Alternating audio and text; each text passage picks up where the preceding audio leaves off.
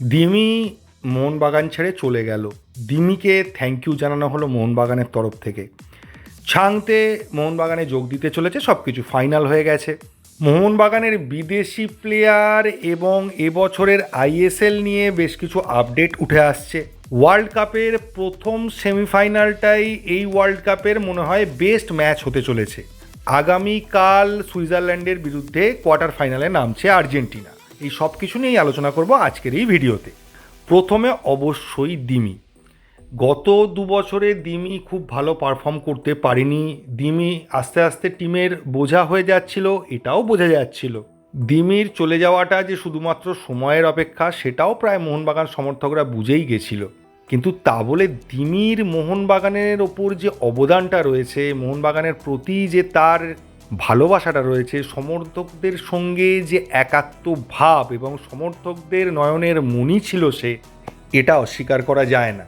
এখন মোহনবাগানের সর্বকালের যারা সেরা সেরা প্লেয়ার ছিল তাদের মধ্যে হয়তো দিমি একদম প্রথম দিকে জায়গা পাবে না, কিন্তু লিস্টে দিমির নামও থাকবে।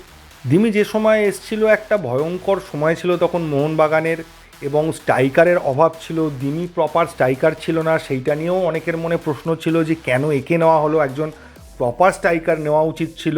কিন্তু কেরালা ম্যাচে দিমির সেই হ্যাট্রিক বুঝিয়ে দিয়েছিল দিমি শুধুমাত্র কিছুক্ষণের জন্য বা কিছু সিজনের জন্য মোহনবাগানে আসেনি, মোহনবাগানে একটা বিশেষ অবদান রাখতে এসেছে।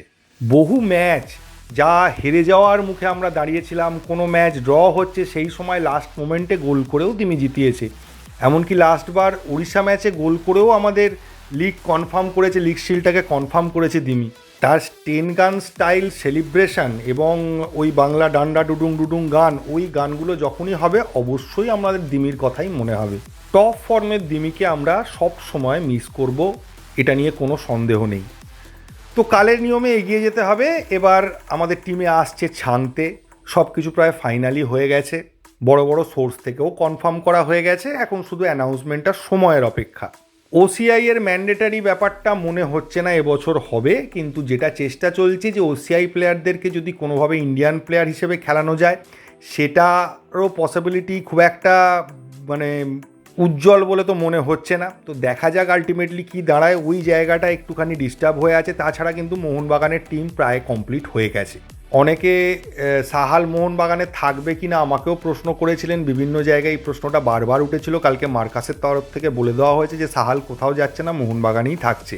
এবং যতদূর খবর পাওয়া যাচ্ছে যে মোহনবাগান থেকে এই মুহূর্তে আর কোনো প্লেয়ার বা খুব ইম্পর্টেন্ট কোনো প্লেয়ার হয়তো যাচ্ছে না। স্যালারি ক্যাপের বিষয়টা ফাইনাল হওয়ার পর এটা জানা যাবে, কারণ স্যালারি ক্যাপ নিয়েও একটা আলোচনা চলছে। আইএসএল নিয়ে যে আপডেটগুলো পাওয়া যাচ্ছে, এক তো সমস্ত চুক্তি টুক্তি মোটামুটি সাইন হয়ে গেছে 4 বছরের জন্য।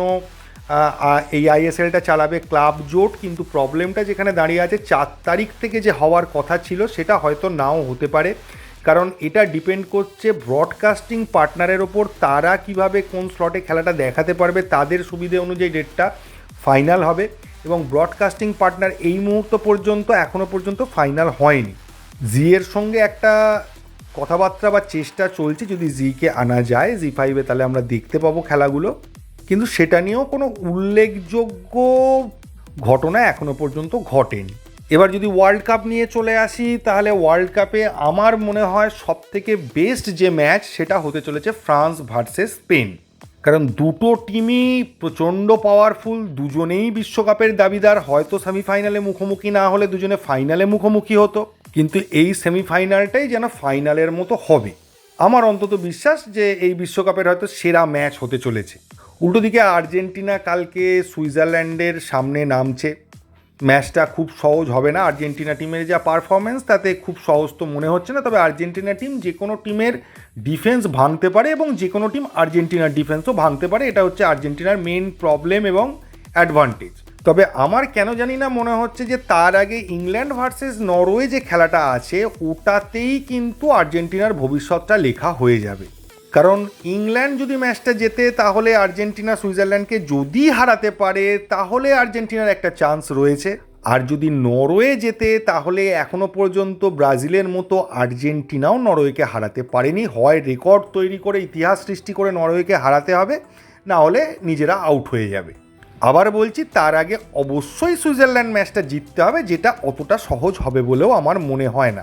এদিকে কলকাতা লিগ শুরু করার জন্য বিভিন্ন ক্লাব এবং মোহনবাগানের তরফ থেকেও অনুরোধ করা হচ্ছে আইএফএকে। তারা বলছে কিছুদিনের মধ্যেই তারা সূচি প্রকাশ করবে, এখনও পর্যন্ত কিছু করে উঠতে পারেনি। আমি কলকাতা লিগের খবরটা লাস্টে বললাম, তার কারণ হচ্ছে সব থেকে বড় বড় যে লিগগুলো হয়, যেমন আমাদের নর্মাল আইএসএলের থেকে অনেক বড় ওয়ার্ল্ড কাপ ওটা, তো সব থেকে বড় লিগের কথাটা আমি লাস্টেই বলি। তো এই ভিডিওতে এইটুকুই। থ্যাংক ইউ, ধন্যবাদ এবং জয় মোহনবাগান।